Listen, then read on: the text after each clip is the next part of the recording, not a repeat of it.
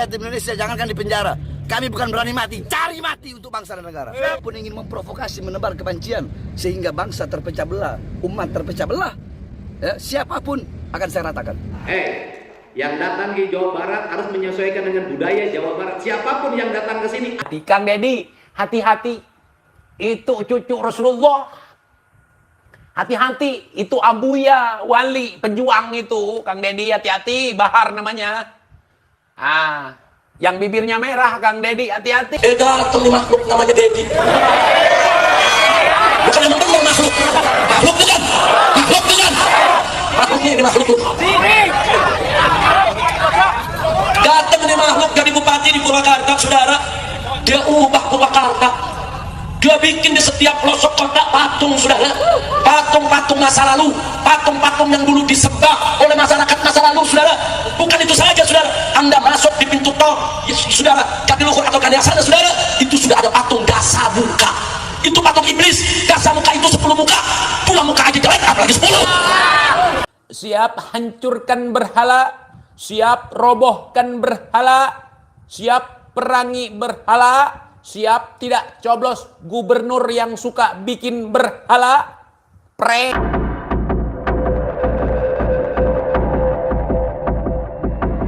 Minta digebukin kali ya bang sama orang Jawa Barat.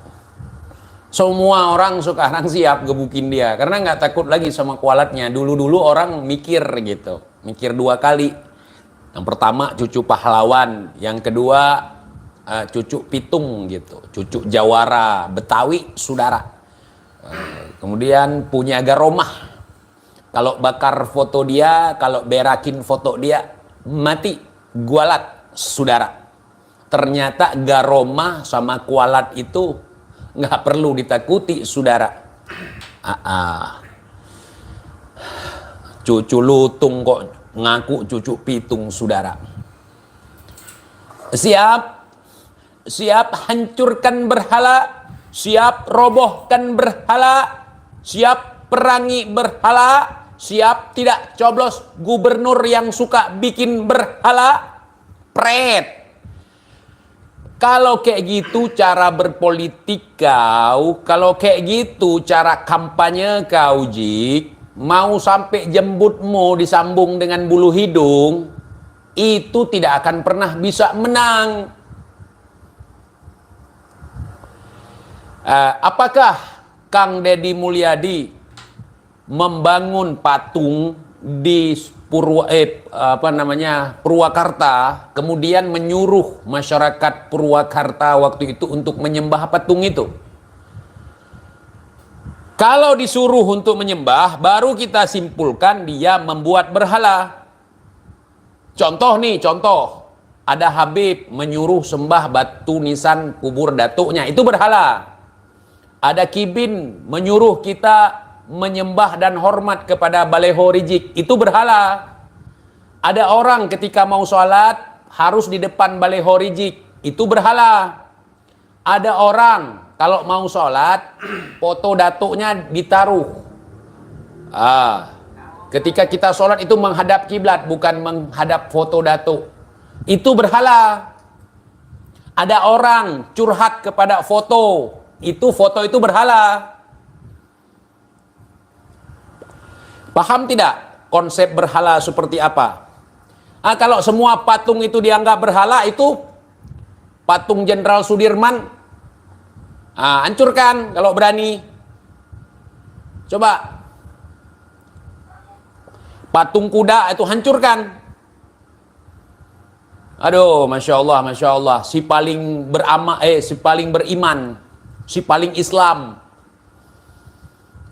Ke Aceh juga, di Aceh banyak patung manakin. Di toko kacamata, di toko pakaian. Itu banyak sekali patung manakin gitu. Coba kau robohkan kalau kau punya biji pelerjik. Kemudian nantang orang perang. Nantangnya pun konyol gitu. Sebutkan berapa pasukan kalian? Apa senjata kalian? Nggak nanya kalau orang mau perang. Nggak nanya, sweeping datang ke Aceh, sweeping. Kalau kau nggak berani mungkin di Jakarta. Di sini banyak juga berhala, ada patung gajah, ada patung Cuk Nyadin. Terutama di kota tempat tinggalku, patung Cuk Nyadin ada, dari zaman dulu udah ada. Patung Cuk Nyadin ada, patung gajah ada, ataupun kepala gajah putih yang ada di Kodam Iskandar Muda. Kalau memang itu berhala, coba kau kirim pasukan-pasukan kau. Berani nggak kau? Berani nggak? Patung-patung hewan yang ada di depan batalion. Coba kau rapikan itu. Jangan banyak cincong. Ini kau yang dijadikan berhala sama kibin-kibin kau. Baleho kau jadi berhala. Bagus. Jenderal Dudung dulu sempat menurunkan, melepaskan baleho-baleho yang berbau khurafat, yang berbau kesyirikan, kemusyrikan, saudara. Nah, kita harus bisa bedakan yang mana yang disebut berhala dan yang mana yang cuman patung biasa, saudara. Dan kalaupun misalnya patung-patung zaman dulu, patung-patung di masa dulu, biarkan orang jadi kenangan, kan nggak menyembahnya. Aduh, seperti TJ misalnya ada foto patung ini, patung otong misalnya. Di kamar TJ ada patung otong, dari kayu ada, dari batu ada. Kau datang kau sweeping.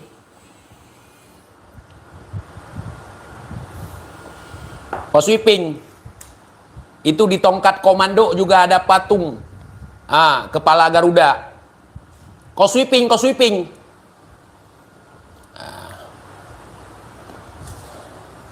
Tolol memang kau. Bang TJ, tumben live masih sore, masih pagi bang.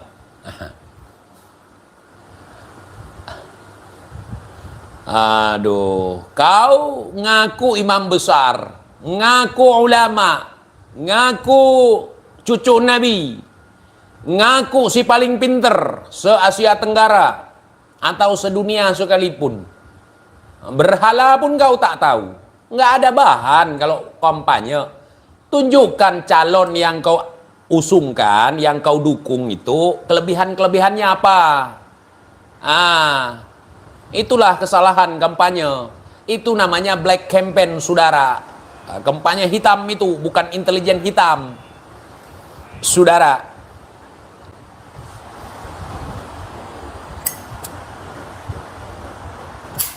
Terus yang bukan berhala, datuk kalian kita pajang gitu.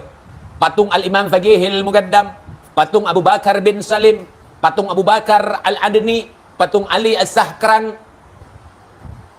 Patung itu baru bukan berhala gitu. Sekalian aja kau ke Bali. Itu di Bali banyak itu patung dibuat. Kau paling Islam gitu. Aduh. Orang karir mana mau terawih? Orang karir. Nggak paham gue bang. Bang kalau ketemu Rizik mau diapain? Mau kurendang dia.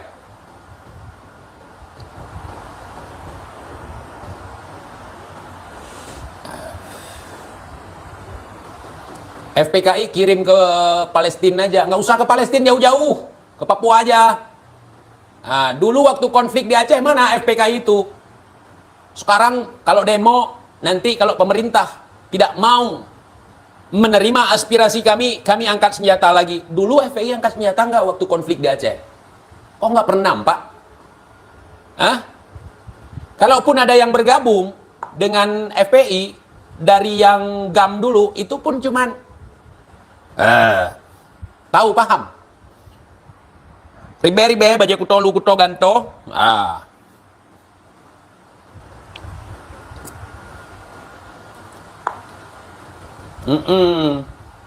Ngaku orang perang, pingin perang sana, pingin perang sini.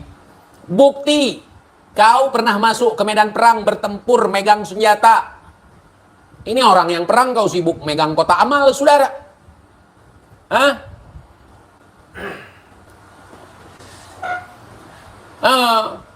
Awak mat radio, orang yang megang-megang radio dulu, di pertahanan paling depan, kayak ngeronda gitu kan.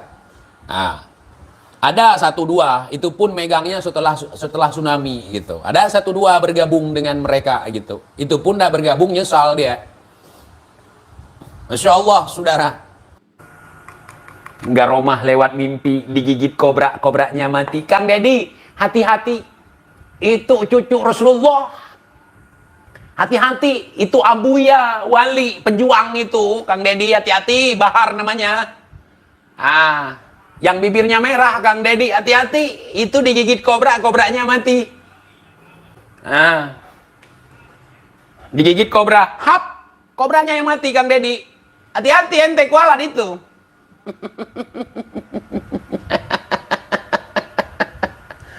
Hei, kibin-kibin sekalian, tolong sebutkan satu aja jasa si Rizik untuk Indonesia, jasa si Bahar untuk Indonesia, setengah-setengah aja. Tolong. Yang memang betul-betul jasa, coba sebutkan satu aja. Prestasi boleh, jasa dia boleh.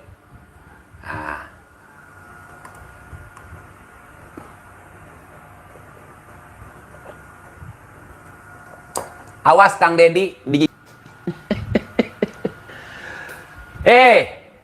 nggak ada cerita si Bahar itu nggak berjuang demi anak istrinya.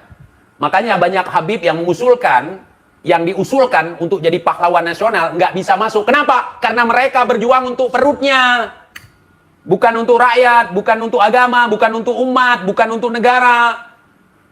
Makanya nggak bisa diloloskan menjadi pahlawan nasional, saudara.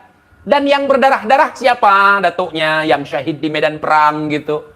Yang dibunuh oleh PKI misalnya. Yang jadi PKI ada.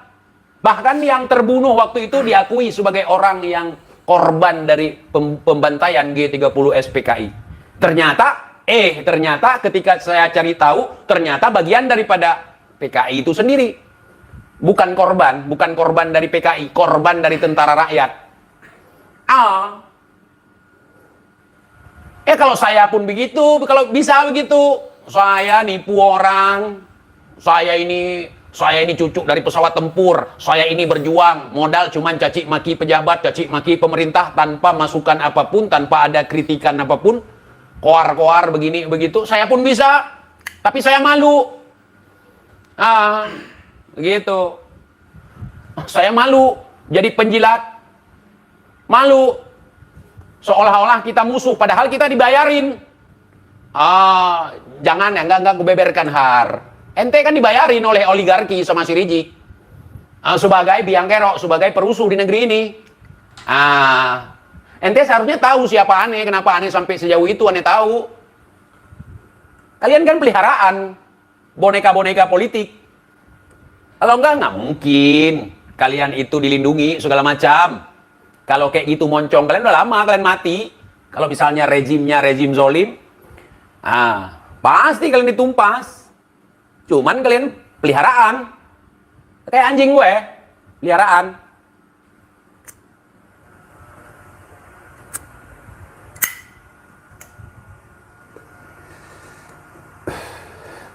Bahar lagi i'tikaf di Tari. Bukan dia bang, lagi di WC. Awas Kang Deddy, digigit Bahar. Digigit Bahar bisa rabies. Bisa memikat Firza Husein. Saudara. Nah, itu. Nah, begitu dong komen. Nah, yang kita lihat selama ini, si Rizik cebol ini mampu menelanjangi Neng Firza jarak jauh. Nah, kalau nggak percaya googling aja. Balada cinta Rizik gitu. Pasti itu yang keluar. Tapi itu bukan penghargaan. Penghinaan itu atas dirinya. Kalau Habib Bahar menipu, buktinya mana? Kalau masyarakat nggak ada yang melaporkan polisi jika masyarakat dirugikan oleh Habib Bahar. Nah, begitu. Bagus, bagus. Jadi penipu ini terstruktur dengan masif, saudara. Dia mengaku sebagai cucu Nabi, kan sudah terbukti. Mengaku cucu Nabi padahal bukan, itu kan menipu. menjual harga siwak 1 juta itu menipu. Gitu. Walaupun itu kibinnya, walaupun dia melakukannya dengan sukarela, yang jelas dia menipu. Kenapa? Seolah-olah dia itu zuriyah Nabi, dalam tubuhnya mengalir darah Nabi, keringatnya seperti keringat Nabi, nya juga berharga, mulia. Kalau nggak pakai nama Nabi bisa nggak? Seperti itu. Nggak bisa, saudara. Makanya dia penipu. Atas nama agama, atas nama Nabi, atas nama Allah. Begitu, saudara. Kau terlalu lugu jadi kibin. Gitu, saudara. Ya. Dulu ada pelemparan 3 kepala anjing ke pondok dia. Yang ngelakuin siapa? Kibinnya dia suruh. Kibinnya. Gua tahu orangnya siapa. Kemudian penembakan. Tiba-tiba hilang kasusnya. Dulu kepala anjing juga hilang kasusnya. Setelah dibahas sama beberapa orang waktu itu, kemudian penembakan kemarin gua khusus membahas itu beberapa minggu. Hilang deh kasusnya. Itu menipu, saudara. Dan jelas terbukti. Kalau kau ingin lihat dia ditangkap, berapa kali udah ditangkap. Bukan karena membela kau, bukan karena membela agama, bukan karena membela rakyat, bukan. Justru mereka lah pelaku penistaan terhadap agama, penistaan terhadap Nabi, penistaan terhadap Al-Quran, penistaan terhadap Allah sekalipun. Begitu. Al-Quran mengatakan, manusia itu sama di hadapan Allah Subhanahu wa Ta'ala. Yang membedakannya apa? Apa yang membedakannya? Ketakwaannya. Lah dia bilang, kami ini adalah zuriyah Nabi, kami ini harus diistimewakan, kami harus diginikan, kami harus digitukan, kami harus digendong. Nah, itu cerita. Gitu. Dan aku tidak mengenal siapapun, mau turun dari langit, mau keluar dari perut bumi, gue nggak peduli. Kalau ente nggak terima, perangi gue. Nah, perangi, mau 2 hari 2 malam, mau 30 hari 30 malam, perang. Gitu. Laporkan ke polisi aja kalau merasa benar dan kau tahulah sekarang. Tunggu, Kibin, ada masanya dilaporkan. Ini lagi dipersiapkan. Kau tunggu aja. Nanti jangan nangis-nangis. Kita dikriminalisasi, saudara. Seperti yang mati di jalan tol 6 orang itu. Kalian nangis-nangis. Kriminalisasi, saudara. Ini merupakan rencana PKI, saudara. Ini kebangkitan PKI, saudara. Takbir, saudara.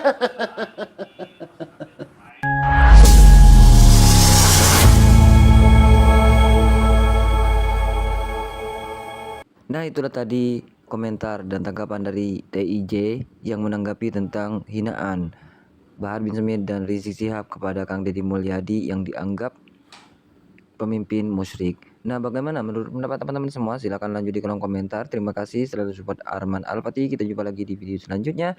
Assalamualaikum warahmatullahi wabarakatuh.